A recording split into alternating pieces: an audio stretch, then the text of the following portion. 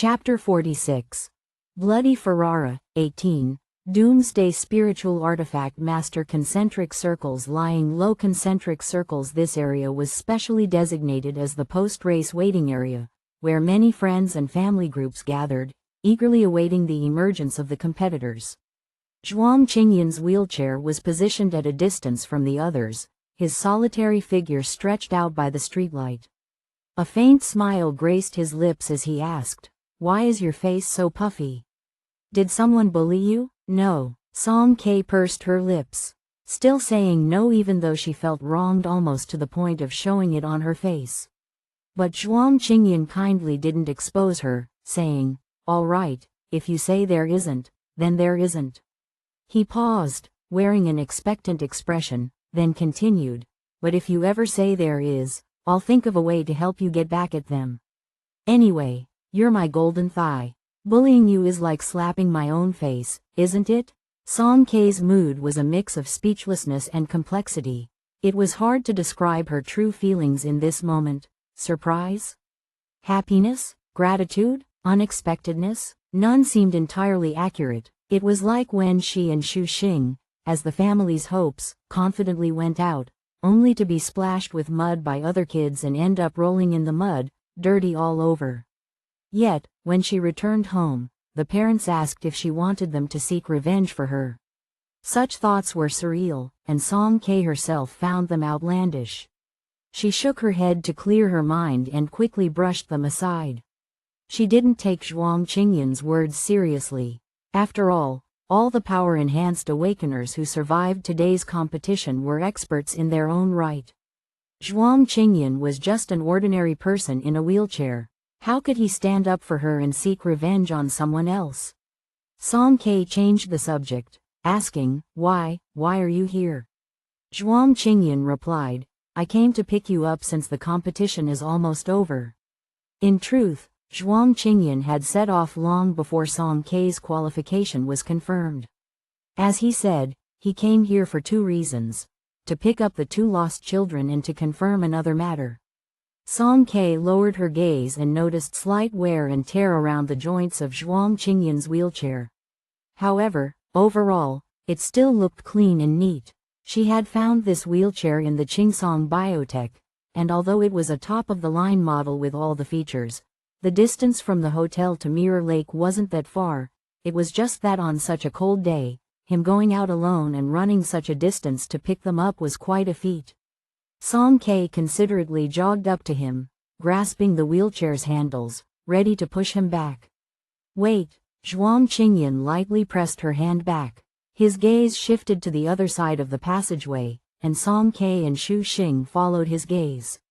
A young man with ice-blue eyes was slowly emerging from the passageway.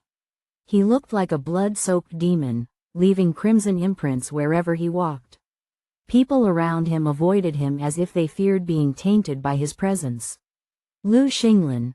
A clear voice rang out, and a clean towel was thrown through the air, caught by the man with one hand. A person slowly emerged from the crowd, holding his nose in disgust. He poured water from a bottle while complaining, "You must be really free, not content with just watching. You had to participate in the competition yourself and end up in this sorry state." Lu Xinglin's face was covered in blood, someone else's blood. He casually wiped it off a few times with the white towel, quickly turning it crimson. "Xie Ningyu, that's enough. Stop chattering. I didn't drag you into this," Lu Xinglin retorted. "You want to drag me into it? Lu Xinglin, do you have any conscience at all?" Zhuang Qingyan's hand tightened suddenly. The night breeze tousled his hair, and the slight curve of his smile slowly faded away as he gazed unblinkingly at the man not far away, the one with a teardrop-shaped mole at the corner of his eye. His expression seemed to drift off for a moment. This change was too apparent, especially considering that Zhuang Qingyan had never lost his composure before.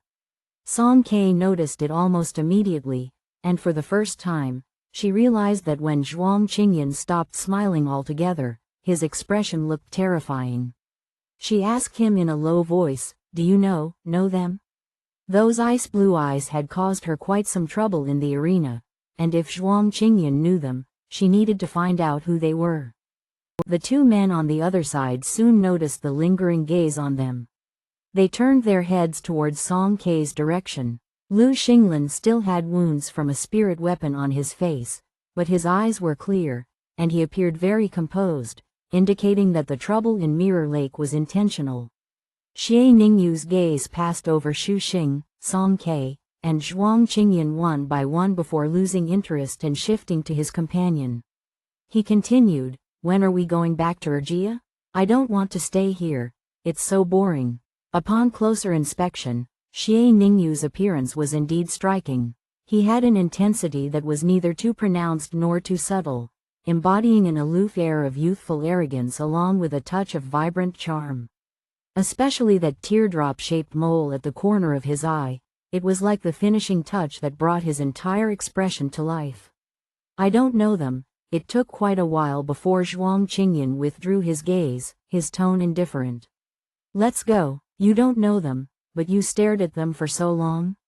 Song Kei became suspicious. Although the man was quite good-looking, when did Zhuang Qingyan become so concerned about appearances? When no one was paying attention, she sneakily assessed the man in the wheelchair. Well, thin lips, straight nose, dark eyes. "He's not inferior anywhere, is he?" Song Kei comforted him with a sincere tone. You're handsome too, no need to envy anyone else." Zhuang Qingyan took a few seconds to understand her convoluted train of thought and couldn't help but smile. "Thank you for the compliment." "You're welcome," Song Kei replied calmly. The three of them hadn't walked more than a few steps when Xu Xing suddenly tugged at her sleeve. "Sister, look over there." Following his pointed direction, Song Kei unexpectedly spotted someone who shouldn't be here under any circumstances. Wu Shanghai? Wu Shanghai looked furtive and constantly glanced around as he took a few steps. When he unexpectedly ran into them, his expression was as if he had seen a ghost. He didn't even greet them and quickly turned a corner to flee. He was participating in the throne race competition too, and he advanced. "That's incredible, isn't it? Didn't they say only D level or higher could sign up?" Song Kei distinctly remembered that when she was with the Azure Phoenix squad, and Qiwen had said that Wu Shanghai was an E-level awakener. She exchanged a glance with Xu Xing, both of them sharing the same bewilderment. "I think I know why he can participate." Zhuang Qingyan spoke up at the right moment. "Why?" Song Kei asked. "We don't need to rush into it. Let's discuss it when we get back," he said, his eyelashes twitching slightly, as he discreetly glanced towards a dark corner and lowered his voice to caution. "Song Kei, take a detour. There are some unwanted followers behind us." Song Kei shivered and released her psychic power to investigate, indeed finding several lurking figures tailing them. "Someone is tracking us?" she whispered to confirm. "Not just that. Many of the participants who left this place are being watched," Zhuang Qingyan replied. "Greedy people always try to take advantage, and right now, Mirror Lake is a treasure trove of crystals," he continued. The throne race competition's organizing committee was wealthy, and the crystals earned by the participants in the arena didn't have to be handed over. They could take them directly. Song Kei had also taken that level 2 crystal with her, and she hadn't expected to be targeted as soon as she left. On second thought, these people were too audacious. Which of the teams that advanced to the top 64 was easy to deal with? Trying to snatch crystals from them? They'd probably lose their lives before they could lay their hands on the goods. However, it was best to avoid trouble if possible. Song Kei didn't look back and silently increased her pace. Following Zhuang Qingyan's guidance, they took some intricate side paths, finally managing to shake off those pursuers. After returning to the hotel, Zhuang Qingyan tried to calm down and persuade the overly excited Song Kei and Xu Xing, who were eager to watch the projection together all night, by saying, "It's quite late now, let's go rest first. We can discuss the competition later after I review it thoroughly tomorrow." Song Kei reluctantly agreed. "All right." Zhuang Qingyan had gone to pick someone up after watching the competition. He hadn't had the chance to review the last endless slaughter mode and the true abilities displayed by other teams. Moreover, he had only received half the answers to what he wanted to confirm, so he needed to watch several more match recordings. As for how Song K had been bullied, even if she didn't want to talk about it, he could easily figure it out, right? If he wanted to know all the details, it wasn't difficult, especially since there was a mobile informant inside the arena. In the living room, Zhuang Qingyan called out to Xu Xing, who was about to return to his room. Xiaoxing tilde, what do you want? As soon as Xu Xing heard his voice, he immediately felt a shiver down his spine. The painful memories of the month of devilish special training came rushing back. Don't call me like that, it's disgusting. Facing Zhuang Qingyan's cunning eyes, Xu Xing swallowed hard, feeling more nervous than when facing the water monster. I did my best today, Xu Xing protested. Zhuang Qingyan smiled gently, you did well today. I called you for something else. Xu Xing secretly sighed in relief. What is it? Come closer, and tell me how Lin Yu managed to deceive you all. Watching the competition in a first-person perspective had its limitations, and Song K's drone often lost connection, leaving some details unclear to Zhuang Qingyan. It was better to directly question another involved party. Xu Xing's eyes lit up at the opportunity. Lin Yu has now risen to the top of his most hated people list, formerly occupied by Zhuang Qingyan. At this moment, he and Zhuang Qingyan put aside their past grievances, united against a common enemy, and angrily condemned Lin Yu's evil deeds. The next day, Song K opened her eyes and saw Zhuang Qingyan's back. He was sitting in her room, playing a silent projection repeatedly, freezing the image of the man with icy blue eyes, with a cold expression. Song K pulled the blanket up to her chin, lying in bed without moving, blinking her eyes silently while observing Zhuang Qingyan. In fact, she knew that Zhuang Qingyan had many secrets, and his words were sometimes true and sometimes false, but she often couldn't tell the difference. After knowing each other for so long, Song K, despite her foolishness, slowly realized that Zhuang Qingyan could not possibly be just an ordinary researcher, as he claimed. But why, even though she had been deceived just like last night, she had never been as angry as she was yesterday? Song K pinched the lump in the blanket, probably because their goals and interests were aligned, in a way. They could be considered as part of the same fate community, and Zhuang Qingyan's lies were mostly not directed at her and wouldn't cause her any substantial harm. Is this the special treatment of golden thighs? Song K's gaze became unfocused, gradually drifting away. Have you seen enough? Zhuang Qingyan seemed to have eyes in the back of his head and asked calmly. Enough. Song K was caught off guard, not feeling embarrassed at all. She lifted the blanket and got out of bed. 15 minutes later, the three of them were sitting in her room for a meeting. The projection still froze on the man with ice blue eyes. Song K took a bite of her bread and said with her mouth full, "This person is not in your data." That's right, Zhuang Qingyan admitted. Just like Wu Shanghai we saw last night, both of them entered the main competition through unconventional means. What do you mean by unconventional means? Xu Xing took 2 bottles of milk and handed one to Song K. They both drank it down. The normal process is that D-level or higher awakeners sign up for the preliminary competition, succeed in the challenge, and meet the popularity criteria to advance to the main competition.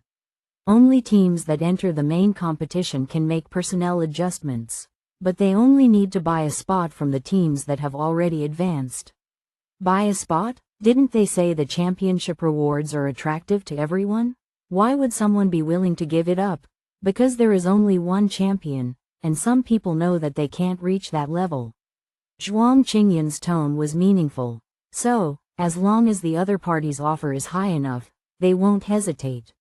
Leaving aside the other one, does Wu Shanghai have the money to buy a spot? Xu Xing expressed doubts about this. When he followed Wu's team, he had to sew clothes to make extra money. How come he can afford to buy a spot now? Wu Shanghai is indeed suspicious. I watched his recording, and although the footage was limited, His ability is definitely not something decorative. It's a dark type ability with offensive capabilities. Evolved? Song Ke proposed a conjecture. Impossible. Zhuang Qingyan shook his head. Evolution only goes in the same direction as the original, it wouldn't change as drastically as his. Next time if you encounter him, be more cautious.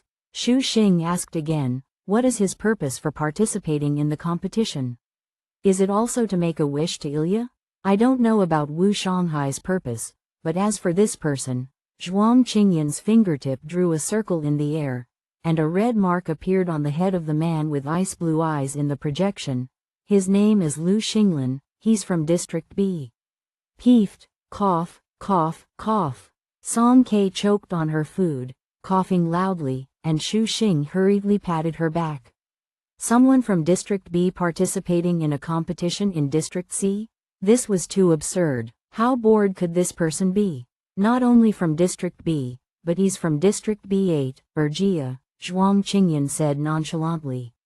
However, this participation in the competition should be his personal action. How do you even know which district he's from? Xu Xing widened his eyes in amazement. Zhuang Qingyan explained calmly, Urgia is the stronghold of the Lu family. The Lu family is known for their dominant characteristic of ice blue irises. The lighter the eye color, the purer the bloodline, and the higher the status within the family. Lu family? The images of hundreds of starships crashing in the port of Hua City were still vivid in her mind. Song Ke asked hesitantly, is it the Lu family's starship, that Lu? That's right, Zhuang Qingyan nodded. Xu Xing's eyes turned red, and he almost lost his temper. Their family's starships are all in such a terrible state, and instead of thinking about how to repair them, he has the audacity to come and participate in the competition. Xu Weiguo had bought tickets early on, planning to take him out of District F if it weren't for the drastic reduction in the number of starships after the apocalypse. They wouldn't have been separated, and his father might not have become a zombie. Xu Xing knew he shouldn't hate Wu Juman, and he shouldn't hate the guards who couldn't protect the food factory, but he would always remember the starship that was temporarily cancelled right in front of them because of energy issues, just seconds before boarding. Lu Xinglin's eye color is clearly impure. Even within the Lu family, he has no say. Don't expect anything from him, Zhuang Qingyan said calmly. HMPH, Xu Xing grumbled, and there's another guy? His eyes definitely aren't ice blue. Zhuang Qingyan's eyes flickered slightly, and he didn't respond immediately. Xu Xing couldn't read the signals and pointed to the corner of his own eye, saying, yes, the one with the mole here, you haven't mentioned him yet. Song Ke reacted quickly, rubbing his head, Shaoxing, I'm hungry. Go order some food. Xu Xing was pushed away in a daze, completely forgetting that not long ago, he had used the same excuse to dismiss Song Ke. Shouldn't we let him keep asking? Zhuang Qingyan sneered, hee. Song Ke tried to force a smile, and the dimples on her cheeks appeared and disappeared, forming a gentle wave. If you don't want to say, that's fine, you don't have to. Zhuang Qingyan stared at those dimples for a moment, then his tone returned to normal. It's not a matter of wanting to say or not. I just accidentally remembered some unpleasant people. It's okay to tell you. I'm not that petty. Song Ke nodded solemnly. Ah, right, you're not petty at all. You never seek revenge. They are from the Xie family. The Xie family? Yeah, when I say the Xie family, you might not have a concept. The Supreme Marshal of Azure Phoenix, named Xie Lan. Although Song Ke was mentally prepared, she was still surprised. The Supreme Marshal of Azure Phoenix, isn't that Wu Juman's immediate superior, the leader of those powerful Awakener soldiers? He sounded like an impressive figure. Song Ke, I watched recordings from different angles. Zhuang Qingyan focused on her as he spoke slowly. After killing that water-type zombie, did you want to give the crystal to Lin Yu? Zhuang Qingyan's observational skills were indeed terrifying. He even captured her momentary hesitation. Song Ke nodded slightly and then shook her head quickly. At first, I thought about it, but later, I couldn't. Why? Because of Xu Xing. Lin Yu's desire to win was far more urgent than hers. If it were just Song Ke, she might have really handed over the crystal. As she had said, there would always be other ways to advance, and even in the face of endless slaughter mode, Song Ke could carve out a path. But she wasn't alone. She had Xu Xing. Sending Xiaoxing into a melee battle was too risky. At that time, Song Ke wasn't sure if the green crystal counted as a flag, so even if she had a moment of hesitation, she wouldn't have handed over the crystal. After a good night's sleep, her anger towards Lin Yu had diminished. They both had no other choice at that time. They were just unlucky. Zhuang Qingyan looked at her for 2 seconds and nodded approvingly. Well done, you've grown. Xu Xing returned with a pile of food, and after a simple breakfast, Zhuang Qingyan's expression became serious. Let's talk about some real matters now. Ferrara is very dangerous right now. Rather than appearing as calm and peaceful as it seemed on the surface, Ferrara was more like a simmering pot of hidden turmoil. Zhuang Qingyan's wheelchair stopped by the floor-to-ceiling window, and he looked down at the mist-shrouded city center outside. The most obvious evidence lies in 2 aspects. First, the abysmally low employment rate for the general population in Ferrara. Finding a job here is extremely difficult, as ordinary people simply cannot compete with the vast number of artificial intelligences. AI is better suited for all job positions than humans. Since their arrival in Ferrara, they had encountered artificial intelligence in various fields. Almost 90% of job positions were controlled by these synthetic life forms. Occasionally, when they did encounter a non-AI human worker, it was a rare sight. No, not all, right? Song Ke paused. At least in the Awakener's base, there was the girl who watched videos and the woman at the commission center window, and they were both regular humans. She raised her question. Yeah, that's right. Those 3 annoying auditors were also human, Xu Xing added. Zhuang Qingyan slowly shook his head. What you're talking about all belong to organizations under the Alliance. These directly affiliated organizations had their personnel assigned by the Alliance and naturally didn't compete with artificial intelligence for jobs. Apart from these special cases, Ferrara was a completely autonomous city. For ordinary people who couldn't find work and had no fixed income, they had nothing to do all day and idled away their time. The city held various large-scale entertainment events every so often, from concerts to throne race competitions. All of these required significant expenses. Gradually, a culture of gambling flourished, with some people getting rich overnight and others losing their entire fortunes. Some ended up taking on commissions, doing dangerous tasks for others, and not knowing when or where they would meet their demise. The wealth of this neon city was concentrated in the hands of the top 1% of major conglomerates, or rather, in the hands of those who held power behind the scenes. Outside the window, dark clouds loomed, and steel and concrete structures intersected, cutting the city into layers. When viewed from a high-rise, the people below looked as tiny as ants. But, what if there are fewer and fewer people, and they all die off?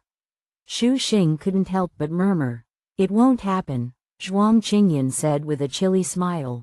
Don't forget, Ferrara is an open and inclusive city with no entry restrictions. New people arrive every day. Song Ke and Xu Xing fell into silence, feeling a chill creeping up their spines.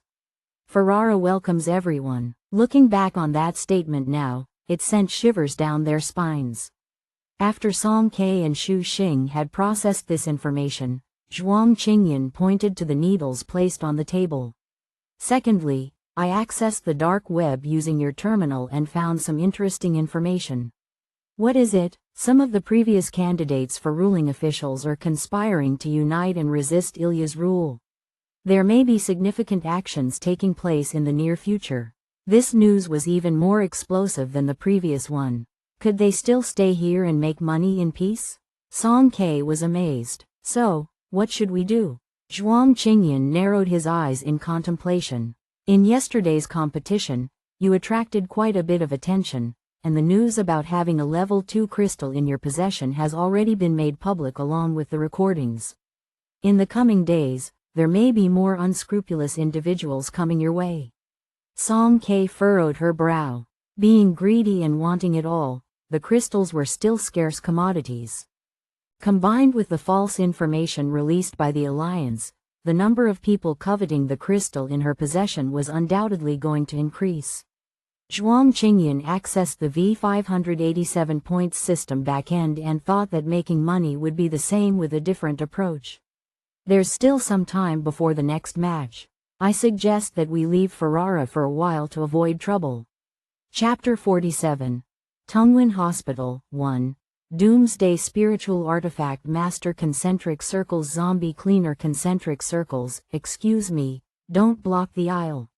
Another medical stretcher bed sped past, and Song K, wearing a khaki vest, shrank back, trying to reduce her presence in the corridor. Her back was almost glued to the wall. A crack opened in the door opposite, and inside, a patient with a bright red face, in a coma due to a high fever, was being surrounded by doctors, trying to save them. Patient's heart rate, 150 beats per minute. Have the condition of the eyes and skin been checked? Yes, for now, the radiation levels are basically within the manageable range, and no mutations have been detected so far. Transfer to intensive care first. Keep the patient for observation tonight. If the quantum field inside the body remains stable, there's a high possibility the patient will awaken with abilities. Where are the new volunteers? Patient in bed 94 has completely turned into a zombie. Hurry up and take them away. A deafening shout suddenly came from the next room. Here, coming. Song K quickly ran over, holding a short shovel in her hand. Bang bang. 2 hits on the zombie's head. Skillfully knocked out the zombie that was biting everywhere, then picked it up by the waist, ran out, and threw it into the incinerator through a dedicated stairwell. After finishing, she ran back, thump thump thump, stood against the wall, amidst the coming and going stretchers, continuing to be a quiet guardian. This was Song K's second day volunteering, or more precisely, her second day as a zombie cleaner. The place they were in right now was a top-tier hospital in the C60 district, Tungwen. Song K worked as a cleaner in the Radiation Mutation Diagnosis and Treatment Research Center, on the 13th floor. Xu Xing worked as a runner in the pharmacy on the 8th floor, and Zhuang Qingyan was a clerk in the archive room of the adjacent comprehensive building. As for the mysterious part-time job of Team V587, it all traces back to an internal meeting 3 days ago. 3 days ago, Zhuang Qingyan suggested that they temporarily leave the trouble-ridden Ferrara and go somewhere to lay low. So Song K flipped through the terminal's commission list and found a large-scale multiplayer B-class commission that piqued her interest. B-class mission, multiplayer mission, support Tungwen medical mission description. Tungwen, C60 district, has established a key discipline for radiation mutation research, providing comprehensive treatment for various types of zombie-like patients and offering complete guidance services for pre-awakened individuals with abilities.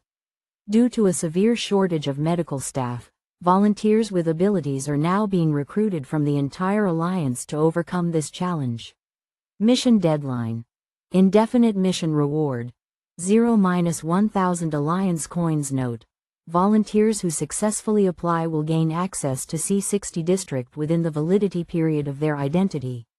After Zhuang Qingyan finished reading, he immediately made a decision. Let's go to Tungwen. If Ferrara was the capital of music and freedom, then Tungwen was undoubtedly the city of medicine and life. After the apocalypse, as one of the very few cities where order had not collapsed, the local governing officials and security forces had put in great effort. Of course, this was also related to Tungwen's excellent medical resources.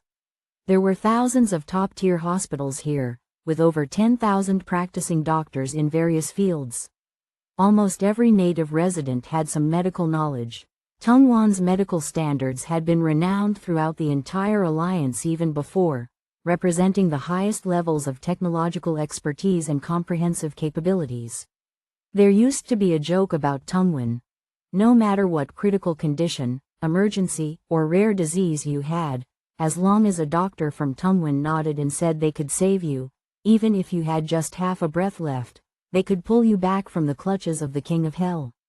On the other hand, if even Tungwen shook its head and said there was no hope, then there was no use struggling, and you better prepare for the inevitable. In the early days of the apocalypse, the D-grade cities around Tungwen quickly fell, and a large number of zombies poured in madly. Despite this, Tungwen only remained in chaos for less than a week. After clearing out the zombies, the doctors picked up their scalpels again, doing their best to slow down the mutation process for patients who had either suffered from excessive radiation or had been bitten by zombies. Tungwen, along with the 3 large shelters nearby, carried the heavy burden forward. Instead of being overwhelmed by the tide of corpses, it shone like a polished pearl. It was not only a graveyard of death but also a place of rebirth for those with abilities. Every day, some people died due to radiation outbreaks, but others survived high fevers and awakened their abilities, coming back to life. In the emergency room on the 13th floor, paramedics wheeled in a young patient. "Doctor, am I going to turn into a zombie?" The girl clutched a doll tightly in her arms, her voice choked with tears. There was a noticeable claw mark on her calf, and blackish blood had started oozing from the edges. "Little sister, you need to stay strong," a nurse beside her comforted in a low voice. "Trust us for everything else and leave it to the doctors, okay?" "Okay, thank you, doctor." "How long ago was she bitten?" Dr. Lin Qing, with short hair, hurried over from the next room, bent down to examine the girl's condition, and asked the parents beside her. "She was just bitten. We rushed her to the hospital immediately, less than 20 minutes ago," the girl's mother said, her voice trembling. Lu Ning's expression remained unchanged. She gestured for the couple to step outside before saying coldly, "The wound has already started to deform. We need to amputate immediately to stop the zombie transformation process. Perhaps we can save her life, but time is of the essence. You need to make a decision quickly." The girl's mother, upon hearing this dreadful news, almost fainted, but fortunately, the girl's father remained composed. After a moment of grieving, he gritted his teeth and agreed. "Listen to Dr. Lu. We agree to the amputation. Sign the consent form, prepare for surgery." Lu Ning turned and was about to head to the operating room. "Dr. Lu," a colleague blocked her path, looking concerned. "Don't forget the regulations. No surgeries involving suspected mutants can be performed without an awakener on guard. It's too dangerous." "Then find an awakener." Lu Ning frowned. "All the volunteers outside are helping with cleanup now. It may take some time to find someone available. It's a matter of life and death. I'll find someone myself." Lu Ning pushed him aside and quickly walked out of the emergency room. When she looked outside, she saw people running back and forth in the corridor, and it was chaotic. Only a girl in a khaki vest was standing idly in the corner. "Hey, you!" Lu Ning shouted. Song Kei noticed a doctor in a white gown in front of her who seemed to be talking to her. She pointed to herself, saying, "Me? Yes, come here." Oh. She hurried over to the doctor in the white gown. Lu Ning quickly scanned her and noticed the words, "medical support," on her vest, which had a unique ugliness to it. "Are you a person with abilities?" "Yeah, perfect. I need surgery right now, and I need a guardian." "It's you." A guardian was another layer of protection for surgeries on suspected mutants. If a patient's zombification accelerated during the surgery, causing them to lose consciousness and attack the medical staff, the guardian had to deal with the threat immediately. "Oh," Song Kei replied.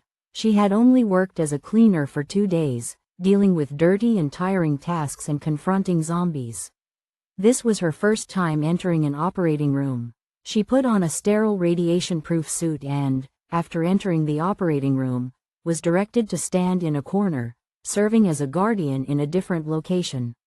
Lu Ning was also fully equipped. She took the surgical knife with a solemn expression. There was a touch of sternness on her face that belonged to a doctor. The scalpel in her hand could save a life, but it could also swiftly end one when it was confirmed that the patient had turned into a zombie. An hour later, the indicator lights went out, and Lin Qing came out, walking over to the couple. The surgery went smoothly, she said, her demeanor unusually calm. Thank you, Dr. Lu. The girl's parents were deeply grateful. After the couple walked away, Lin Qing stood in place, looking down at her own hands as if lost in thought. Several colleagues passed by and curiously asked, Dr. Lu, you saved a life, why don't you seem happy? Lin Qing remained silent. My original plan was to amputate just the lower leg, but the radiation spread too quickly, and I couldn't keep up. I had to remove her entire leg. A colleague tried to console her. Lin Qing, don't blame yourself. You did an amazing job. Lin Qing shook her head. If it were Director Fang performing this surgery today, he would have definitely done better, 1,000 times better than me. Others sighed. Director Fang? The other doctors quickly dispersed, busy with treating other patients, and Lin Qing also needed to leave. However, she noticed Song Ke still standing in the corner. We're done here, you can go back now. Okay. Song Ke removed the mask from her face. Having worn it for over an hour, her black hair was soaked with sweat. It was just too hot. She used the back of her hand to fan herself. Lin Qing gave her another glance and thanked her, saying, Thank you for today. You're welcome. In the current world, nobody had it easy. A young girl like Song Ke coming to such a dangerous place to volunteer probably meant her family was facing some difficulties. Moreover, she was doing the dirty and tiring work of cleaning up zombies, earning less than 200 alliance coins a day. Only lower-level awakeners were willing to do such work. Even though Lin Qing had witnessed life and death countless times, she still felt a twinge of sympathy inside, saying, You've worked hard. Song Ke blinked. She had only stood there for a while because of the heat. How could Dr. Lu, who had been performing surgeries, think she had worked hard? After a busy day, Song Ke finally received her compensation and left work. Tungwen had become somewhat desolate compared to the past, but it was still a functioning city. The majority of zombies had been concentrated in the incinerators of major hospitals, making the streets relatively peaceful. As Song Ke left the hospital, she passed by a central park. Flocks of white pigeons were pecking at rice on the ground. Children in new clothes were running around, and a scruffy-looking homeless man with a newspaper-covered head was sleeping on a bench. Passers-by sprinkled breadcrumbs into the air, attracting the pigeons to feed. The homeless man, smelling the aroma of baking, half rolled off the bench and reached out to grab some food, competing with the pigeons. The person who had thrown the breadcrumbs had a disdainful look and quickly moved away. The homeless man, oblivious to this, leaned on the ground with stubble on his face and desperately stuffed his mouth with food. His voraciousness might have choked his throat accidentally, and he started coughing violently, causing crumbs to scatter all over. The pigeons were startled and flew away in a flutter. Song Ke had initially walked past, but when she heard the man's severe coughing, her steps gradually slowed down. She paused for a couple of seconds and then retraced her steps, taking out an unopened loaf of bread from her pocket and placing it in front of the man. It was the hospital's lunch, which she hadn't eaten. It even had the medical support logo printed on it. Before her grandfather had settled them in District F, there was a time when they had been wandering like this, struggling to find food. This homeless man reminded her of herself when she was a child. The homeless man hesitated for a moment when he saw the extra bread in front of him, then quickly grabbed it and ate it ravenously. Song Ke walked away, thinking as she went. She wondered how much money Zhuang Qingyan and Shaoxing had earned today. Chapter 48. Tungwen Hospital, 2. Doomsday Spiritual Artifact Master. Concentric circles. Who is Dao Dao? Concentric circles. As the sun set, hard-working laborers finished their day's work and returned home with a sense of accomplishment. That was the ideal situation, though. In reality, when the three of them, V587's trio, returned to their temporary residence, their faces didn't look very cheerful. I'm so tired, Tilda. Shu Xing stuck out his tongue, his two thin arms hanging in front of him like a small octopus. Sister, are you tired? Well, not too much. In terms of physical exhaustion, Song K was doing okay. It was just that she felt dirty and immediately rushed into the bathroom to shower. Among the three of them, only Zhuang Qingyan seemed refreshed. He was dressed in a gray administrative officer uniform, and at a glance, he exuded an air of elegance fit for an office worker. However, at this moment, he was massaging his wrist, with a furrowed brow, displaying signs of patience. Sigh, Song K sighed. Life was not easy, and making money was hard work. Speaking of which, cleaning up zombies was typically a job for lower-level awakeners. Yet here was Song K, an A-level awakener, not out there bravely slaying zombies but doing this. It was truly surprising. Their choice of Tungwen for their multi-person mission had a reason. The other available missions were either too far away or one-time gigs, where you finished the job and had to find the next one. They also didn't provide access permissions. After accepting a mission, you had to return to Ferrara. Only Tungwan's medical support, despite its low pay, offered a variety of positions and was a rare long-term task. So, Song K didn't mind. After all, earning money was earning money, and work didn't have a hierarchy of prestige. Cleaning work was cleaning work. They did it happily. The three of them sat down in a row and calculated their earnings for the day. Xu Xing had 80 alliance coins, Song K had 180 alliance coins, and surprisingly, Zhuang Qingyan had the most, with a whopping 300 alliance coins. Technical positions were in demand. Their total income for the day reached 560 alliance coins. When combined with the bonus from the pre-qualifying matches and the top 64, they were now a well-off family. Song K counted the numbers in her account and felt quite pleased. Ferreira's news this morning mentioned that a top 64 team was assassinated at home, and their crystal disappeared. Zhuang Qingyan calmly dropped a bombshell. Which team? The Mystical Heroes team. Their strength was average, with only the team captain being a C-level awakener, while the rest were all D-level. They must have advanced purely by luck. Shortly after the competition began, they encountered a heavily injured mutant zombie, a gift that fell into their lap. They picked up a crystal for free, but now they're the first ones targeted. The other side knew they were easy prey. Song K frowned. Leaving Ferrara was indeed the right choice. The hidden whirlpool was escalating, and the first step was the assassination of contestants. Who knew what else would happen in the future? Xu Xing looked left and right, feeling inadequate for earning the least. The little boy's male pride came up again. I want to go to the 13th floor tomorrow. If he couldn't earn 300, at least 180 would do, right? 80 was just too little. Thinking about facing an endless pile of patient records tomorrow, Zhuang Qingyan's wrist started to ache again. None of you are going to the 13th floor tomorrow. Why? We have 2 missions here that I think we can take. He projected the mission interface, and Song K and Xu Xing leaned in to take a look. The first one was a C-level mission, and the requester was an owner in the Golden House community. According to him, he hadn't been able to return home for several days. Every time he reached the front of the building, whether he wanted to take the stairs or the elevator, it felt like hitting a brick wall. So, he wanted an awakener's help to investigate and see if they could resolve the issue. Zhuang Qingyan analyzed it logically. The Central has rated it as a C-level mission, which means the big data calculations aren't that complex. The Golden House community is also close to us, considering the processing time. A round trip in a day should be sufficient. Most importantly, his clearly defined fingers slid across the screen, reaching the last line of the mission description. This, you should like.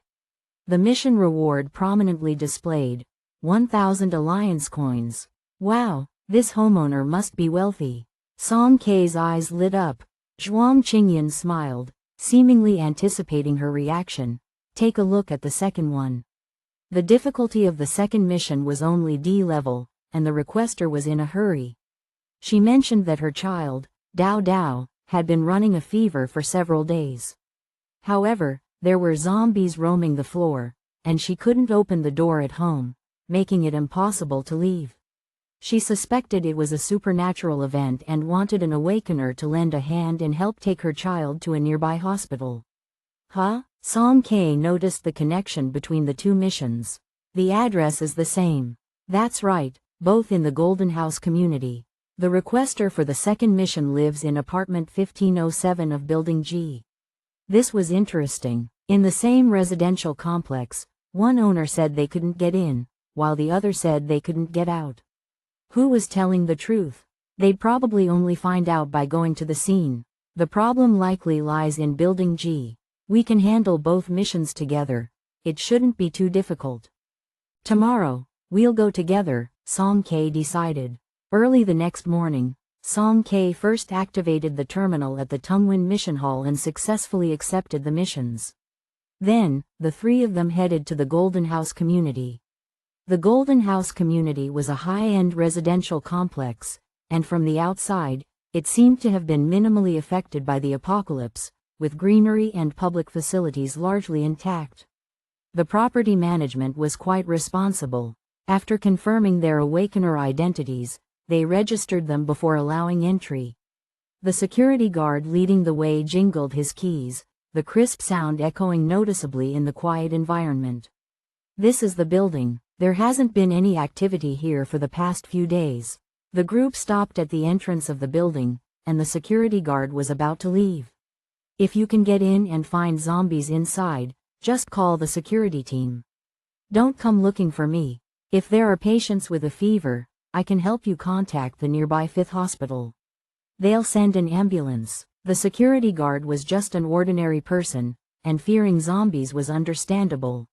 Song K didn't want to pressure him. Okay, thank you. Once the group moved away, she carefully examined the situation in front of her. The entrance to the building was open, so why couldn't they get in? Song K was puzzled. She took a step forward, everything seemed normal. She took another step, still normal. She lifted her foot to step onto the stairs, preparing to enter the entrance, and then, she couldn't move. There seemed to be an invisible wall in front of her, keeping her outside, and trying to move forward became exceptionally difficult. Xu Xing tried to break through with his ice spikes. The sharp ice shards pierced the invisible barrier, and it seemed they were just inches away from the entrance. However, with a ding sound, they were bounced back and fell into the grassy lawn behind them, shattering into pieces. It's a domain-type ability, Zhuang Qingyan said. It's somewhat similar to Maeda Ju's air barrier, but with a larger range and longer duration. It's been active for at least 3 to 5 days. I have a guess, but it's better to confirm the opponent's location first. Were there awakeners inside the building? Were they releasing powers indiscriminately? Song K took a few steps back, looked up, and released her psychic power, trying to pinpoint the awakener's location. The other party's energy field seemed very weak, fading to just a faint hint. She could only roughly determine it was around the 15th floor. Approximately, on the 15th floor, Song K reported her findings. After saying it, she froze for a moment.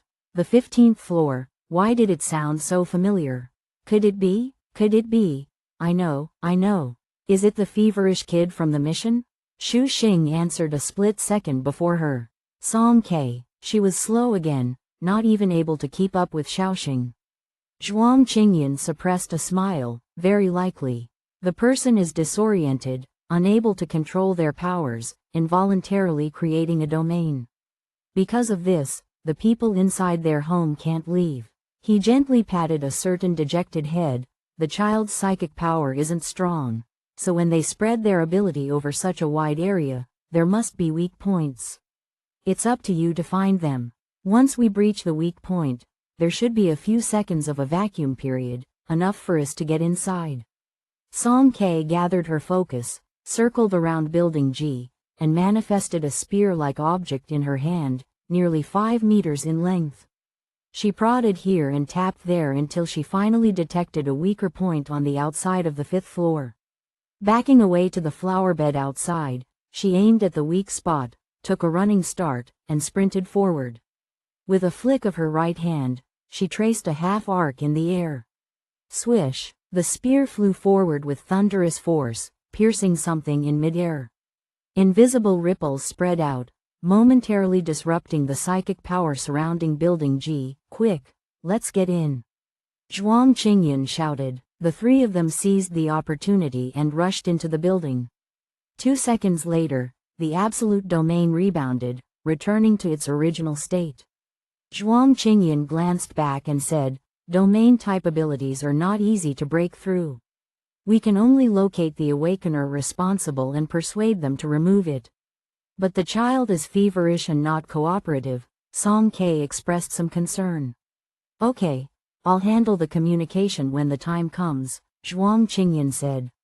While they were talking, Xu Xing, being quite responsible, went to press the elevator button. He tiptoed, pressed the up button, and with a ding, the elevator slowly arrived at the ground floor, sliding open on both sides. Several stiff-limbed zombies appeared in front of him.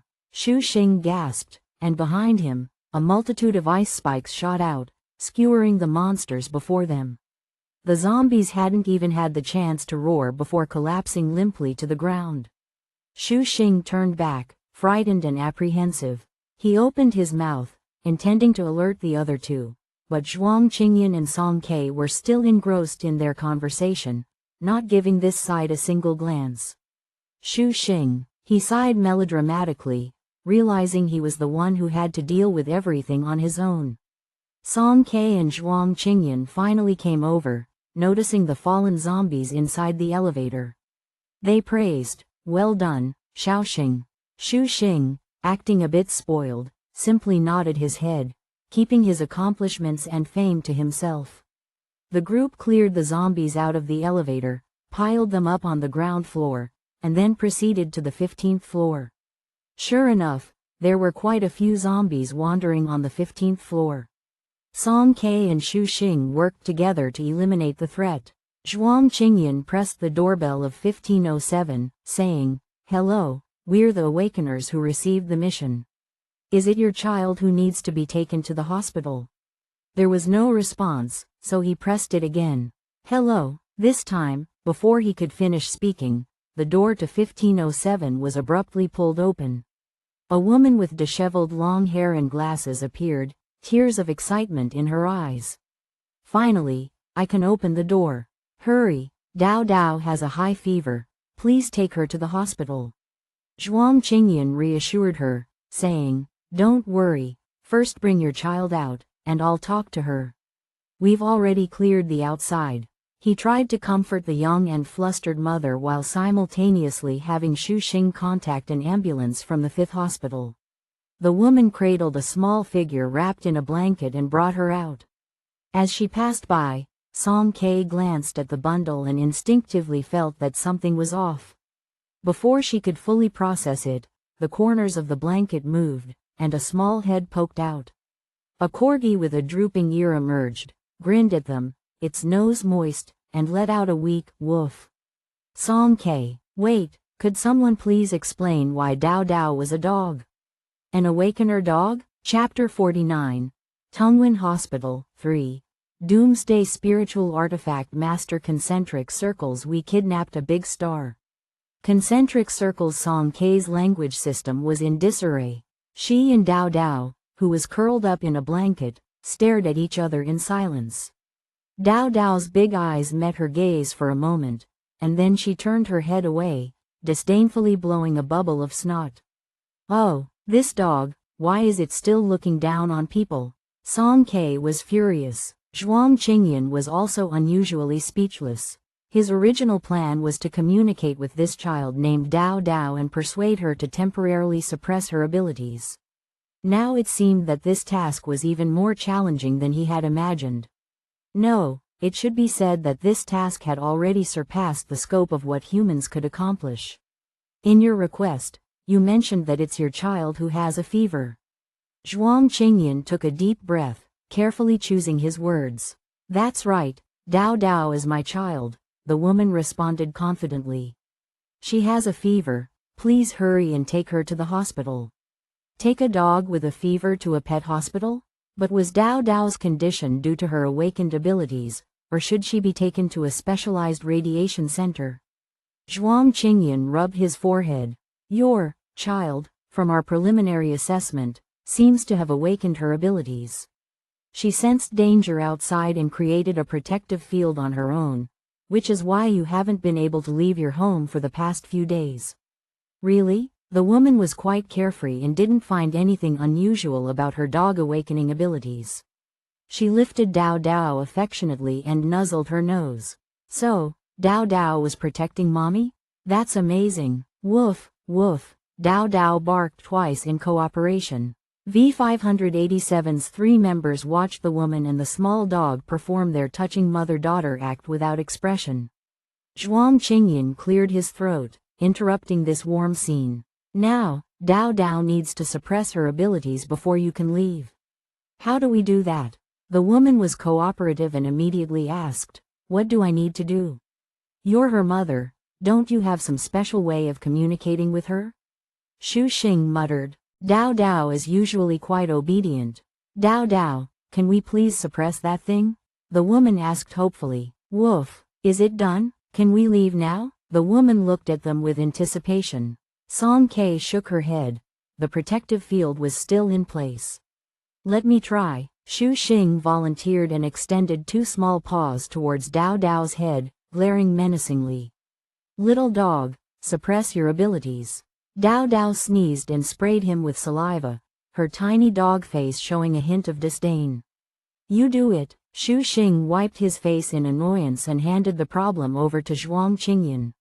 Aren't you usually good at this? Zhuang Qingyan was speechless. He could easily deal with this corgi, but trying to reason with a dog, wasn't that a bit too much for him? The 4 people and 1 dog remained deadlocked for a while, unable to find a solution to make Dao Dao suppress her abilities. Suddenly, there was a rustling noise in the stairwell, and a zombie crawled up from below, swaying unsteadily as it appeared in the corridor. Oh, a zombie! Dao Dao's mother turned pale with fright, clutching Dao Dao tightly and attempting to hide inside the room. Auntie, it's all right, we'll take care of it. Xu Xing quickly stopped her, patting his chest to guarantee. Song Ke turned around, her right hand flipped, a slightly thicker in the middle and slightly thinner at both ends, diamond-shaped spiked cone appeared at her fingertips. She slid the ring onto her middle finger and, with a quick flick of her wrist, started spinning it rapidly. The zombie in the corridor had also noticed the living people and lunged at them ferociously. Song Ke's spiritual weapon, Ma Thorn, shot out from her hand, and with a twist of her fingers, she deftly intercepted the zombie. In one go, she thrust it, and the entire skull of the zombie was lifted off, rolling on the ground like a soccer ball. The zombie, now headless, took 2 more steps due to momentum before crashing heavily. Sister is amazing, Xu Xing, the cheerleader, applauded. Wow, that's impressive. Dao Dao's mother was also quite impressed and followed with admiration. Dao Dao peeked out from the blanket, her round eyes staring at Song Ke. She barked twice, woof, woof. What is it saying? Song Ke turned to Zhuang Qingyan. Zhuang Qingyan, she didn't need to trust him so much. He couldn't understand dog language. However, he soon had a change in expression. The protective field has been lifted. Dao Dao looked very excited, her short tail wagging rapidly. She propped up half of her dog body, placed her front paws on her mother's arm, perked up her ears in high spirits, and barked at Song Ke again, woof. What did that mean? Song Ke had won the approval of a dog through sheer force? It felt a bit strange. At the 5th hospital, the doctor in charge of receiving patients looked at Dao Dao wrapped in a blanket on the counter with a troubled expression. We're not veterinarians, you know. This dog has awakened its abilities. Zhuang Qingyan sighed and had to explain again. From stepping into the hospital gate to the triage desk, and then to the examination room, he had repeated it countless times and received countless strange looks. What, a dog with awakened abilities? The doctor's tone changed. The doctor who had just claimed, "We're not veterinarians," suddenly had a gleam in his eyes. He seemed to see his own shining future research paper. He took out his glasses from his pocket, put them on, and turned to say a few words to someone inside. Soon, a group of interns also rushed out with eager expressions. "Come on, it's called Dao Dao, right? Oh, you're such a good dog. We'll make you better, don't be scared, okay?" A group of doctors in white coats surrounded Dao Dao like they were observing precious research material, afraid that it might have a headache or fever. Song K witnessed their dramatic change in attitude, her mouth agape. The doctor looked at them, cleared his throat twice, and said seriously, "Let Dao Dao stay in the hospital for now. I will establish a specialized medical team to take care of her. As for the ward, you can apply for a single room." Dao Dao's mother happily agreed.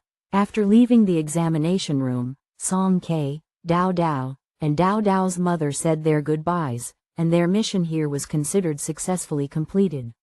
However, Song K still couldn't understand, can dogs also awaken? This kind of thing sounded magical just by listening to it. Zhuang Qingyan tried to explain it to her in a simple and understandable way. There are always exceptions in everything. Radiation is indiscriminate. In theory, animals can also potentially awaken, but compared to humans, there are clear deficiencies in terms of both the capacity to endure and genetic sequences. Animals like Dao Dao are just a rare occurrence. They didn't expect such an explosive surprise hidden in a D-level mission.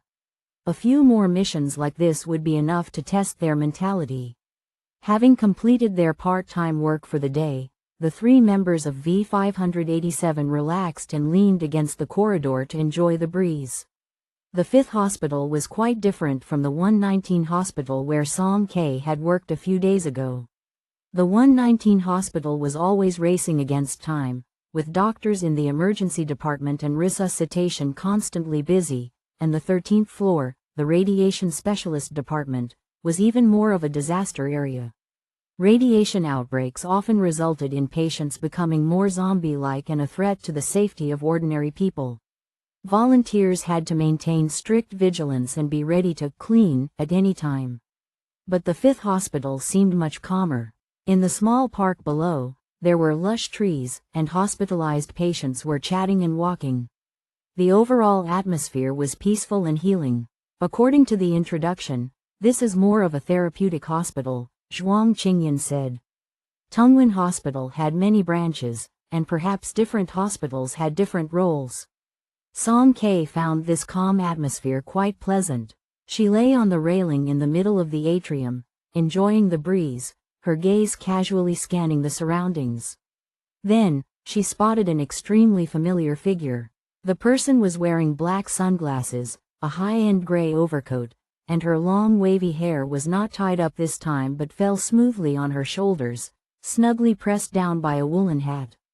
The woman moved gracefully, her expression cheerful, and after getting off a private steamship, she walked slowly towards the entrance of the fifth hospital. The tall man silently following her must have received instructions. He nodded and took a detour to the hospital's self-service supermarket. "Lin, you. In her heart, Song K gritted her teeth as she pronounced the name. She recognized that figure even when it turned into ashes. She paid no heed to the railing and was about to jump over it to confront Lin Yu. "Wait!" Zhuang Qingyan grabbed her coat and prevented Song K from getting her way. Her legs were caught on the railing, and she almost ended up falling headfirst. She pouted and looked at the person stopping her, accusingly saying, She cheated me out of crystal." Zhuang Qingyan was both annoyed and amused. He lowered his voice and said, "I didn't say you couldn't go confront her, but if you go down there so openly, what if she calls for reinforcements, and Su Cha comes back?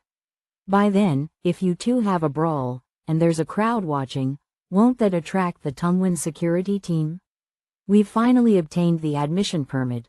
Don't mess it up." But, Song K felt so wronged, but she couldn't swallow this anger.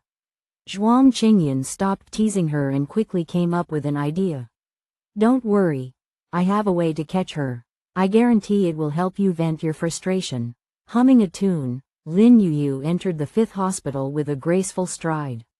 She passed through the spacious lobby, navigated through the crowded people, and arrived at the exclusive elevator for VIP wards, pressing the button to go up. The elevator doors opened, and she found herself alone inside. She stood confidently, pressed the floor button. The metallic double doors slowly closed, and while waiting, Lin Yu adjusted her hair in front of the one-way mirror. As she moved, her fingertips suddenly stopped, and through the gap in her sunglasses, a sparkling snowflake slowly landed on her nose. At this time of the year, in such a sealed space, where could snowflakes come from? Lin Yu realized something was wrong. She desperately pressed all the floor buttons, but it was too late. The running elevator froze suddenly, coming to a slow stop, stuck halfway between floors.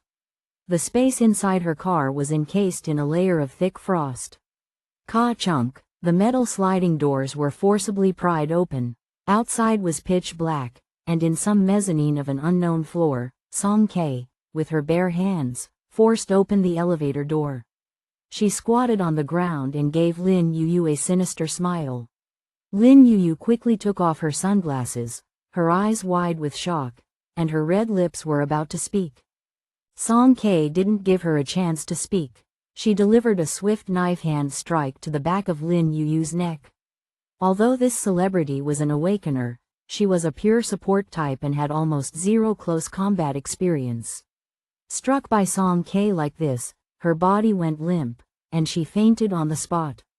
Song Kei extended her arm, grabbed her by the waist, and pulled her out of the elevator.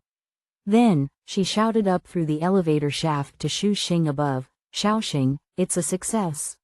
Xu Xing's furry little head appeared on the top floor. This time, his ability had turned into ice blades. He knocked on the frozen elevator and peeled away the layers of ice and snow. In no time, the elevator returned to normal operation as if nothing had happened. Song Kei carried Lin Yu like a sack and met up with her two accomplices in the corridor. We kidnapped a big star," she exclaimed in disbelief in a hushed voice. "We kidnapped a big star," Xu Xing repeated like a tape recorder. The two of them jumped up and twirled around in joy. "Don't celebrate too soon." Zhuang Qingyan poured cold water on their excitement. "We still need to find a place to hide her. Otherwise, with Rainforest's tracking methods, it won't take more than 10 minutes for Su Cha to locate her." Where should we hide her?" Song Kei asked nervously. Zhuang Qingyan brushed non-existent dust off the blanket and smiled. "I have a place in mind. It should be just right." When Lin Yu woke up, she found herself in a spacious hospital room, her hands and feet tightly bound. There was a dull pain in the back of her neck, and her head throbbed with dizziness. Her vision started as a blurry white expanse but gradually became clear, revealing two familiar figures. She lifted her head abruptly, only to see a teenage girl and a child sitting back to back on a chair, both glaring at her fiercely. "Song Kei? Xu Xing?" she said in surprise. "HMPH," the two of them responded in unison, clearly not pleased. "Why have you kidnapped me? Release me immediately," Lin Yu demanded angrily. "We won't release you. I'll piss you off to death." Xu Xing cheerfully gloated. "Not releasing you." Song Kei also followed, adding fire. Su Cha? Lin Yu couldn't be bothered to argue with the two of them and called out for Su Cha using her psychic power. However, there seemed to be an invisible barrier around her, trapping her psychic power within the room, preventing it from escaping. Observing her puzzled expression, Song Kei coldly huffed and said, "It's useless." "What do you mean?" Lin Yu asked. "Even if you scream your throat hoarse, no one will come to rescue you." Xu Xing helped her understand. "Yeah," Song Kei nodded vigorously. "Woof." From the corner came a barking sound, as if echoing the conversation between the two. Lin Yu raised an eyebrow in confusion. What kind of kidnappers were these? However, Song Kei had intentionally chosen this room. It was a highly confidential double-ward VIP room. To obtain this, she not only voluntarily covered Dao Dao's medical expenses but also spent a lot of contingency funds, buying a bunch of high-end dog snacks. Only then did she capture Dao Dao's heart and ask it to help release a little bit of its domain. After handing her child over to the hospital, Dao Dao's mother didn't have much to do at home and was getting bored staying indoors for a few days. Just then, Song Ke took the initiative to offer help and promised to take care of Dao Dao today. So she happily made plans for afternoon tea with her girlfriends. Now, this ward has become a natural prison, with Dao Dao's domain covering it. Even if Su Cha tries, he won't be able to find it. Lin Yu's heart was pounding fast. The 2 humans and 1 dog were making a ruckus, and it was really getting on her nerves. However, she guessed that something must have been done to the room, as her psychic powers were cut off, and it was pointless to continue trying. Lin Yu refused to communicate with these strange beings and turned to the only normal person in the room.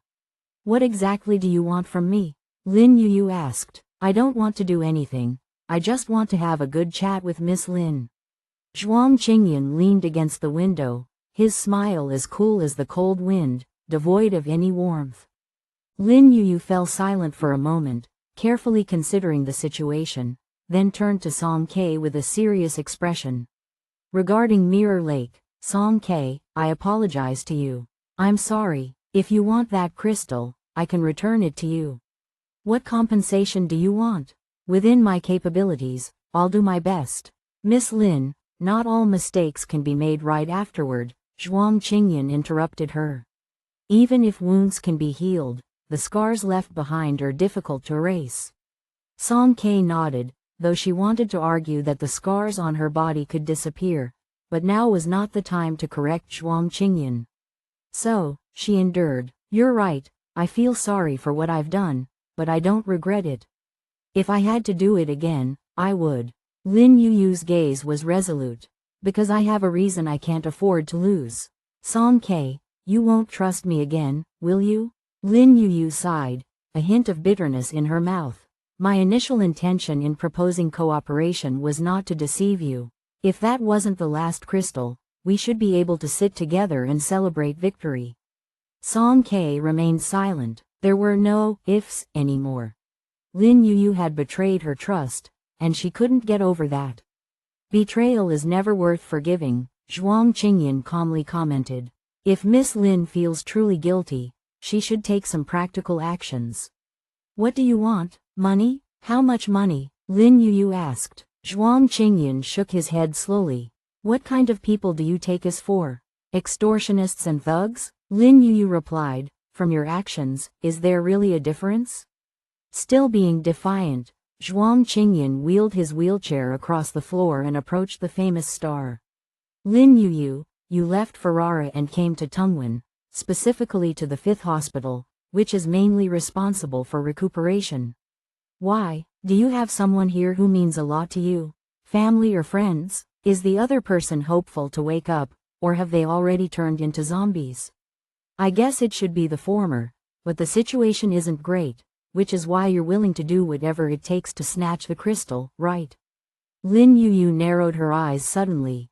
"Since we were able to capture you, it wouldn't be difficult to find out who your family and friends are and what their names are," Zhuang Qingyan replied. "Unfortunately, I've been working in the archives for the past few days, responsible for compiling all the patient data admitted after the apocalypse, and there aren't many people from Ferrara." "That's enough," Lin Yu said expressionlessly. "I admit it, let's negotiate the terms." Zhuang Qingyan gestured for Song Ke to come over and whispered to her, "How do you want to get back at her?" Song Ke asked curiously, "Do you really know the names of her family and friends?" "I was bluffing," Zhuang Qingyan winked at her. "There's too much patient data for me to go through." In a hidden spot where others couldn't see, Song Ke secretly gave a thumbs up, impressed by Zhuang Qingyan's cunning. "How about we make her do 10 commissions for us?" Zhuang Qingyan suggested. "Free labor, why waste it?" Song Ke's eyes lit up. Zhuang Qingyan was still wicked. No, Zhuang Qingyan had a lot of good ideas. The two returned to Lin Yu, and Zhuang Qingyan added a precaution. "Miss Lin, this time, you won't suddenly change your mind again, will you?" Lin Yu winced as his words cut deep, mentally and physically drained. She said, "I'll do as I say. If you don't trust me, you can report to my fans that I participated in the throne race, and ruin my reputation." Will that be enough? The importance of the throne race to Lin Yu was self-evident. She dared to make this promise, so it seemed she was genuinely willing to cooperate. "Remove the barrier. If Su Cha can't find me, he will tear down the entire hospital."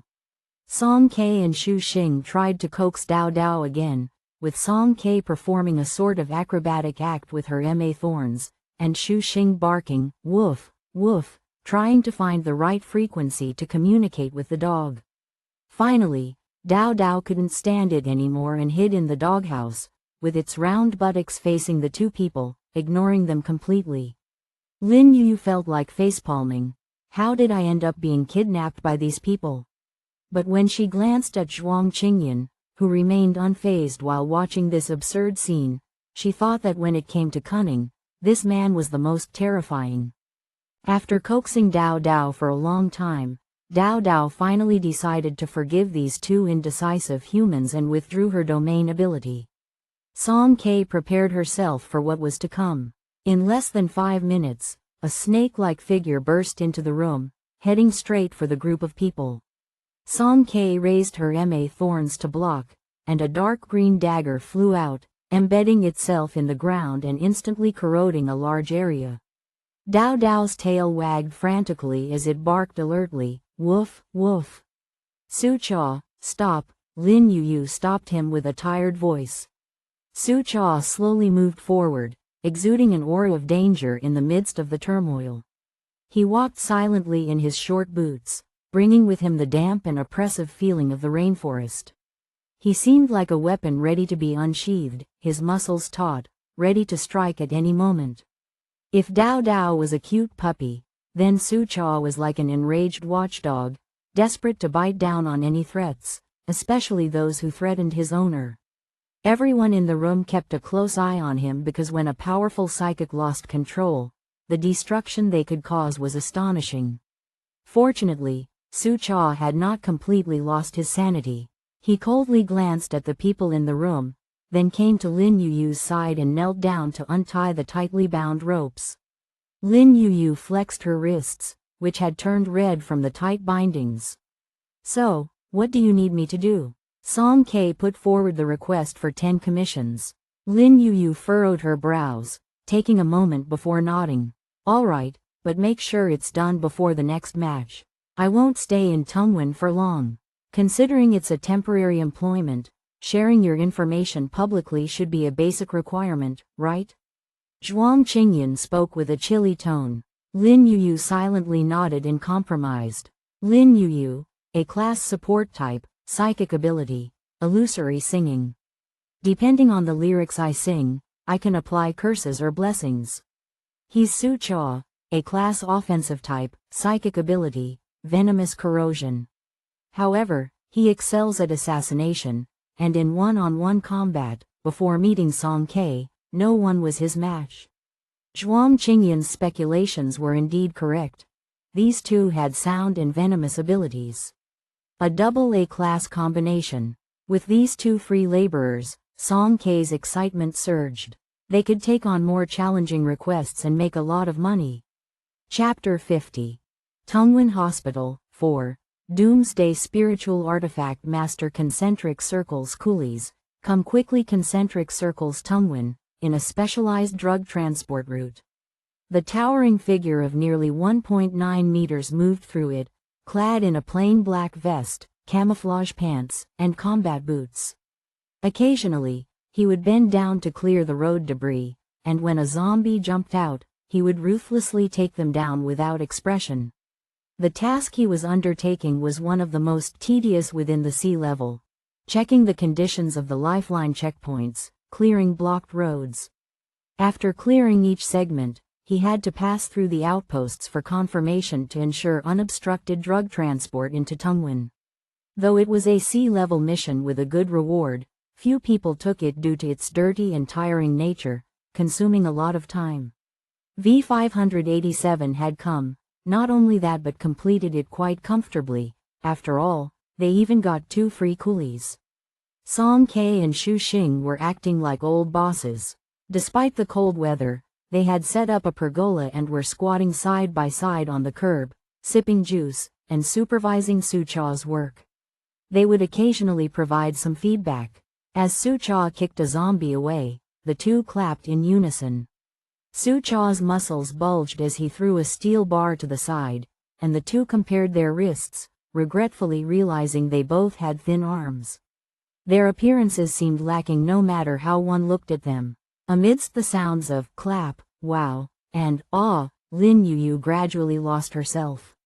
Once again, she asked that classic question. Why was I kidnapped by people like this?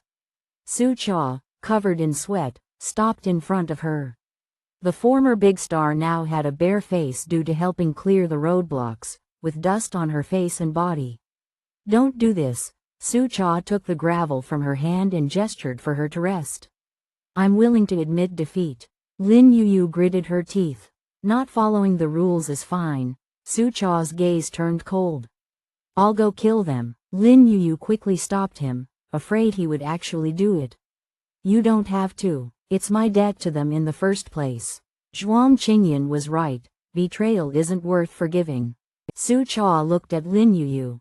Her long lashes drooped, and when she said these words, her expression was both lost and resigned. Su Cha remained silent for a long time, and in the end, he only said 2 words, soft-hearted. How could Lin Yu not be soft-hearted? After all, she did deceive Song K, but she never thought of actively harming her. In the environment of Mirror Lake, survival for oneself was paramount, and she willingly accepted punishment for a mistake. Move your bricks. Why do you talk so much? Lin Yu scolded. Su Cha snorted lightly, using one hand to pull off his vest and continued to work shirtless. The black snake tattoo on the back of his neck appeared more menacing in the sunlight, and the scars on his exposed back were numerous and horrifying, all old scars from years past. The 2 people under the pergola were also talking. Sister, are you coming this afternoon? Xu Xing asked Song K with a pained expression. He couldn't take it anymore, his stomach was bloated. He had drunk 3 bottles of juice in the morning, and he didn't expect supervising would be this tough. Song K bit the straw and shook her head. Not coming, got something to do. She had an appointment with Lu Ning in the afternoon to visit the 119 hospital. It wasn't safe for Xu Xing to stare at these 2 alone. Anyway, their dose of happiness for the day had already exceeded the limit, so Song K had given their 2 coolies a break. At the 119 hospital, Song K went around to the back window of the archives room and knocked on the wall. After a while, a slender finger opened a gap, revealing half of Zhuang Qingyan's handsome profile in gray uniform.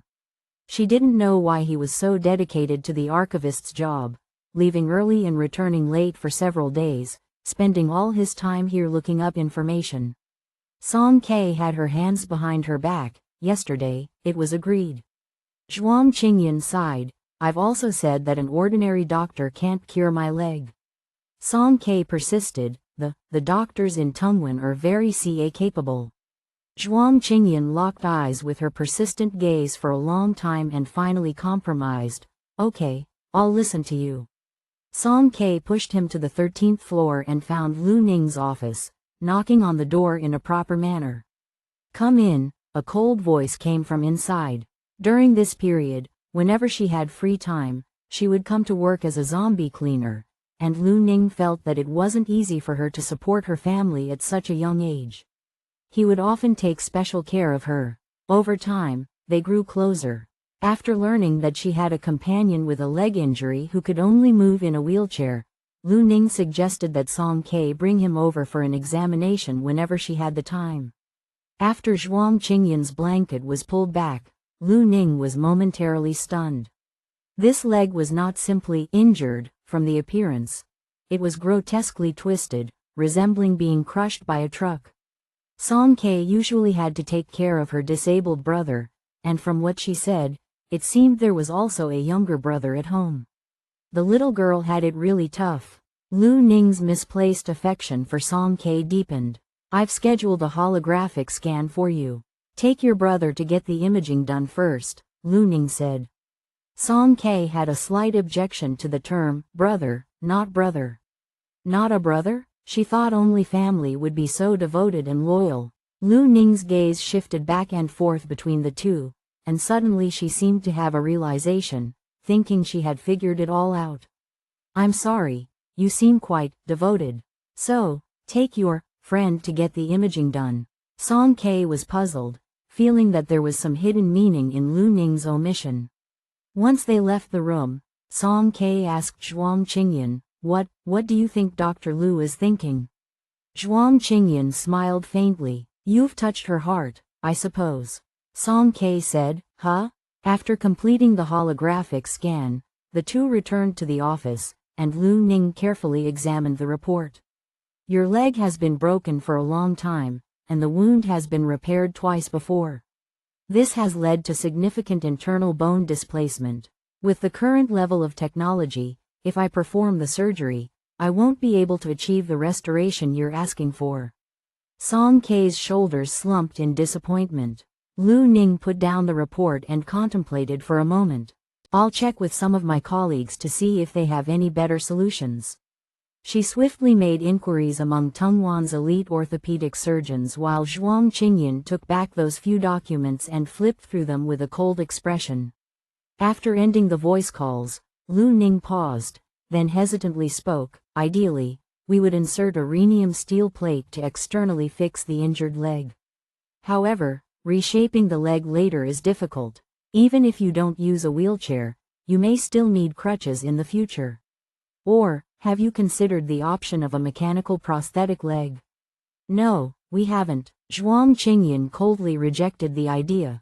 The more Song Ke heard, the more disheartened she became. Even Lu Ning couldn't do anything? If Senior Fang were here. In the heavy silence, Lu Ning sighed. This was the second time Song Ke had heard her mention Senior Fang. Who exactly was this person? Every time Lu Ning felt helpless, she would bring him up, as if having this person around could solve everything. Song Ke finally voiced her curiosity. Lu Ning sighed again. Senior Fang, his name is Fang Jishu, the former genius surgeon of Tongwan. He was a legend in the medical field. Senior Fang liked to take on challenging surgeries. He wouldn't take on anything unless it was difficult and critical. I know many people criticized him for being arrogant behind his back, but so what? No one doesn't admire his remarkable skills. For every surgery Senior Fang undertook, the failure rate was 0. A doctor who has never failed a high-difficulty surgery, isn't that already a legend? What about him? Song Ke inquired. With such an amazing doctor, if they could find him, was there hope for Zhuang Qingyan's leg? Lu Ning's gaze darkened. He disappeared. The last time I saw Senior Fang, he was not in a good state. When the apocalypse arrived, I heard he refused to perform a crucial surgery, then disappeared from the hospital. People spread rumors that he was a deserter, refusing to save lives, devoid of a doctor's moral line. But I don't believe it. Senior Fang isn't that kind of person. He must have his reasons. After coming out of Lu Ning's office, Song Ke lowered her head, feeling down. Zhuang Qingyan turned to comfort her. It's all right, the result was within expectations. At least Dr. Lu seems reliable. She didn't push the bionic material, did she? Song Ke didn't smile. She stared into Zhuang Qingyan's eyes.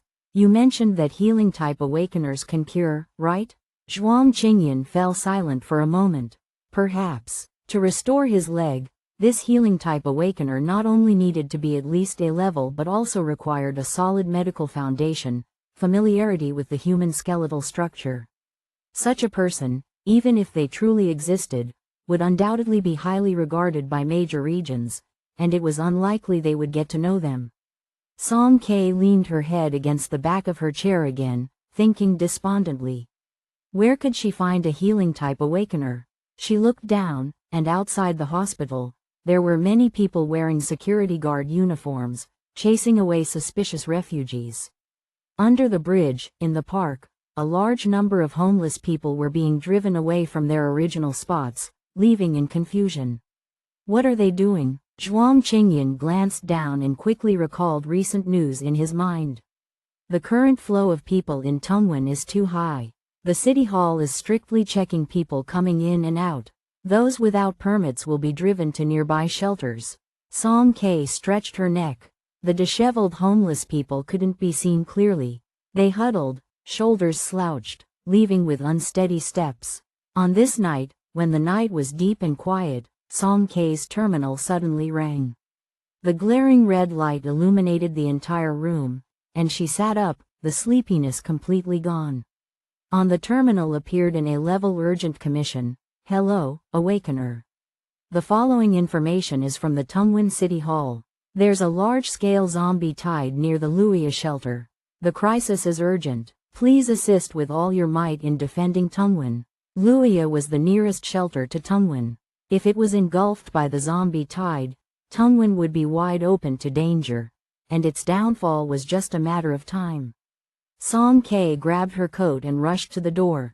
Bang, bang, bang. She forcefully knocked on Zhuang Qingyan's door. There was a slight movement inside.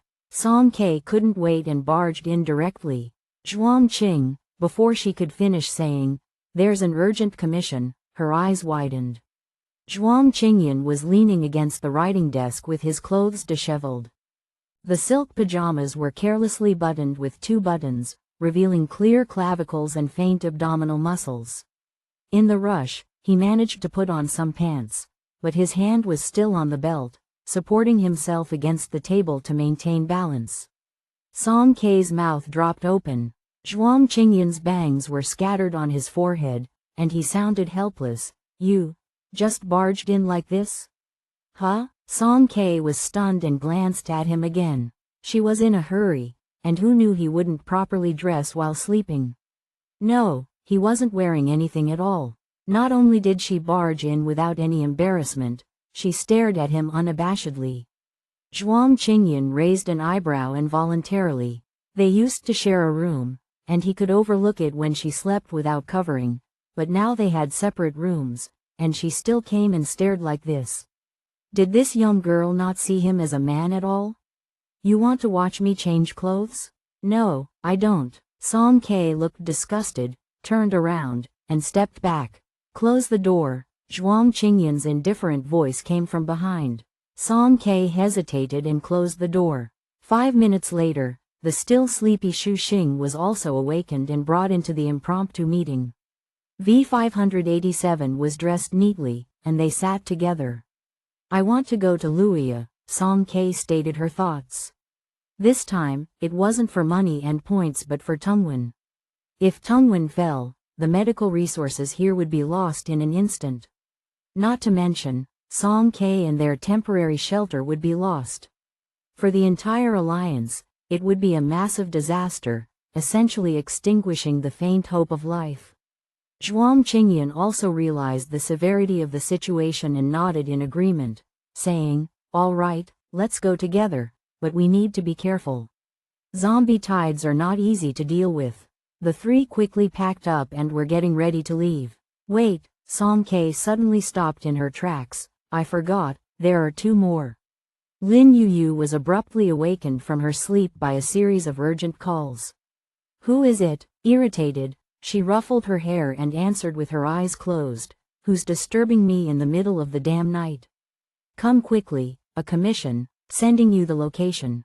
The person on the other side hung up after saying this, not giving her a chance to refuse. "Seriously, who gives a commission in the middle of the night?" Lin Yu grumbled and casually threw the terminal, attempting to go back to sleep. However, soon, the constant beeping of notifications became unbearable for Lin Yu.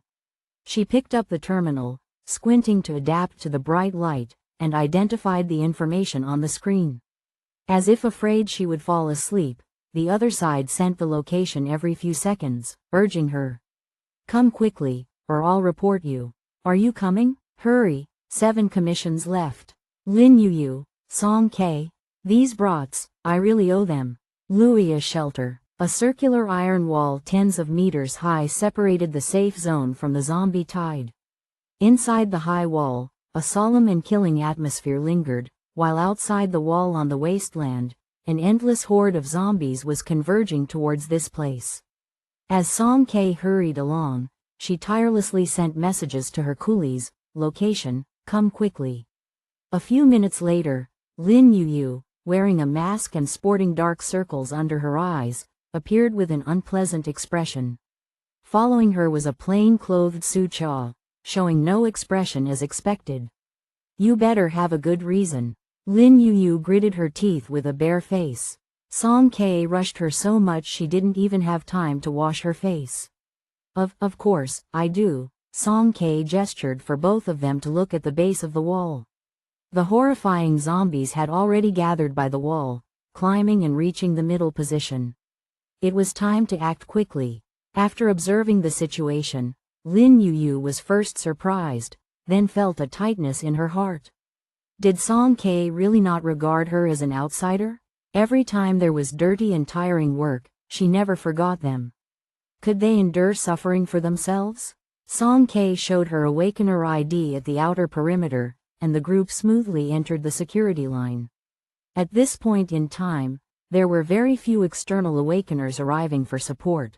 Most of the people on the scene were members of the security team. Why did the zombie tide suddenly break out? Asked an external Awakener. It's not sudden, sighed the uniformed security team captain. The surrounding D-grade cities have been falling, and the number of zombies is increasing. They are gradually gathering here, and an outbreak is just a matter of time. What do we do now? You're not going to send us to our deaths, right? No need to trouble you. The security team captain's expression was sorrowful and resolute. The security team has a total of 230 Awakeners, and we swear to fight to the end.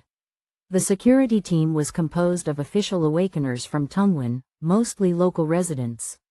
After awakening, they registered locally, underwent verification, and joined the security team, enjoying the status granted by the Tungwan City Hall. Their families were here, and they had a strong sense of honor and belief compared to external Awakeners. In the short time Zhuang Qingyan spent in the archives, leaving aside other matters, he had a clear understanding of the personnel information for the entire Tungwan. He had a good grasp of the structure and situation of Awakeners. He glanced around and, amidst the determined gazes of the security team members, he took the initiative to speak. Captain Zhao, the situation isn't as dire as you think. You are. Security team Captain Zhao Lijiang turned at the voice. Me? I'm just an ordinary citizen, working in the archives of the 119th hospital. Here we go again, this familiar fabricating of identities. Song Kei shook her head in exasperation. Zhuang Qingyan calmly introduced, this is our captain, Song Kei, an A-level Awakener and also an outstanding medical volunteer in Tungwan. Oh, how come her part is involved this time too? Song Kei was stunned, but after being called, she couldn't help but stand up straight.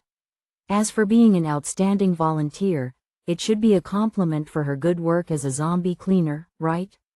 Zhao Lijiang was not in the mood to verify Song Kei's outstanding identity at the moment. He was more struck by her A-level status and looked at her for a moment longer. What do you mean by the situation not being so bad? He asked. As long as we utilize the terrain and the Awakeners cooperate properly, clearing these zombies won't be a problem, Zhuang Qingyan stated directly without further ado. Zhao Lijiang's face showed surprise. Are you confident? You can't joke about something like this. Zhuang Qingyan nodded calmly. Yes, but the condition is that I take command. Zhao Lijiang fell into contemplation. He didn't have a better plan, so he was willing to give this person's words a try. But he stood up on his own initiative, and he didn't know what his purpose was. Zhuang Qingyan assessed his expression and added, of course, if we succeed, as for the commission rewards. Zhao Lijiang immediately felt relieved. He had overthought it. They, the external Awakeners, were undoubtedly here for points. No problem, I will report it truthfully to the magistrate. The battle horn sounded. Zhuang Qingyan organized the awakeners on the scene into different groups: fire and wind, thunder and water, earth and rock types, then placed them in various positions. Everyone had their roles, and they strictly followed the order to use their abilities. Bright fireworks rose into the air, spreading rapidly with the help of the strong winds, swallowing the ferocious roaring zombies in a raging blaze. On the other side, a fierce storm raged, with thunder and lightning, and raindrops, a mix of both abilities, fell incessantly, causing the zombies to tremble from the electric shocks. Other combat-oriented awakeners charged out from behind the high wall, fearlessly confronting the zombies. At this moment, they were not just security team members or awakeners. They were not motivated by fame or gain. They had grown up enjoying the shelter of Tungwen, and now it was time for them to stand up, becoming the strongest shield to defend their homeland. While individual awakeners had limited power, when they came together, their combined force was earth-shattering. Zhao Lijiang watched the awe-inspiring scene before him, his eyes moist. Tungwen wouldn't fall, and they still had hope. Amidst the intermittent bursts of light coming from awakeners' abilities, one scene stood out from the rest. Xu Xing was like a human refrigeration unit. From his small body, a fierce snowstorm raged down, and countless ice crystals enveloped the zombies, freezing them into sculptures. Your indifference hurts the most, like December's snowstorm, my heart has already broken into two pieces, accompanied by a melodious and haunting song. The frozen, slow-moving zombies were instantly cursed, splitting into two pieces just as Lin Yu had sung about. However, the eerie singing did not stop. The melody changed, transitioning into another song. I want to borrow from you, borrow from you. Borrow a pair of invisible wings, to take you flying towards the brightest light in the world, Two assassin-like figures leapt down from the wall. Crack! As they landed, the ice-sculpted zombie wall split in half, and the shattered debris filled the air. Like shooting stars, the two black dots charged into the densely packed sea of corpses. Soon after, waves splashed, and ripples appeared on the calm surface, disrupted by the intrusion. Lin Yu cast a speed buff on them. Song Ke and Su Cha went on a killing spree. Su Cha was surrounded by a toxic mist. Even though the zombies couldn't feel pain, their bodies rapidly disintegrated, turning into a pile of white bones. The former insectide would probably be terrified encountering this kind of biochemical attack. Song Ke wielded a massive jagged blade longer than her own body, swinging it wildly. With each strike, it was as if a gust of wind swept fallen leaves. She mowed down the zombies in groups, and countless heads flew aimlessly. The four worked seamlessly together. Whether in ranged or melee combat, each of them was at a monstrous level. When combined, they were catastrophic. The awakeners atop the high wall were dumbfounded. What kind of monsters were these people? Don't zone out. Speed up in the southeast. Continue setting traps in the west. Oh, there's one more here. He gave clear and orderly commands, overseeing the situation. V587. Everyone present silently remembered the name of this team. Cleaning up the zombie tide took a little over an hour. In the end, the scattered zombies fled in all directions, and Zhuang Qingyan ordered the awakeners to stop. A security team member responsible for guarding the shelter hurriedly came to report. During the recent skirmish, a section of the wall was broken through, and quite a few zombies rushed in. Although they were promptly eradicated, it still resulted in casualties. Many of the refugees in that area were bitten. Captain, how should we deal with these people? Zhao Lijiang sighed helplessly. Check them one by one. If it's a mild case, send them to Tungwen. If it's above stage 2 mutation, handle them on the spot. The degree of mutation was based on the tiered system introduced by Tungwen. Level 1 was a mild mutation, also known as pre-spread mutation. As long as it's detected early, the spread of zombification could be effectively halted through medical procedures by amputating the affected area. For level 2 mutations, wounds festered and turned black. Excessive radiation entered the body, causing symptoms like grayish eyeballs and confusion. Even with treatment, patients couldn't be saved. The best that could be done was to slow down the zombification until they eventually succumbed.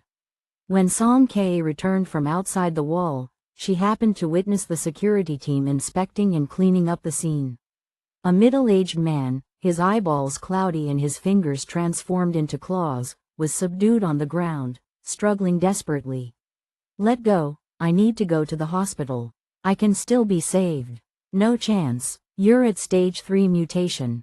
"Impossible." The middle-aged man convulsed nervously, saliva flowing from his mouth, the sound of his throat raspy.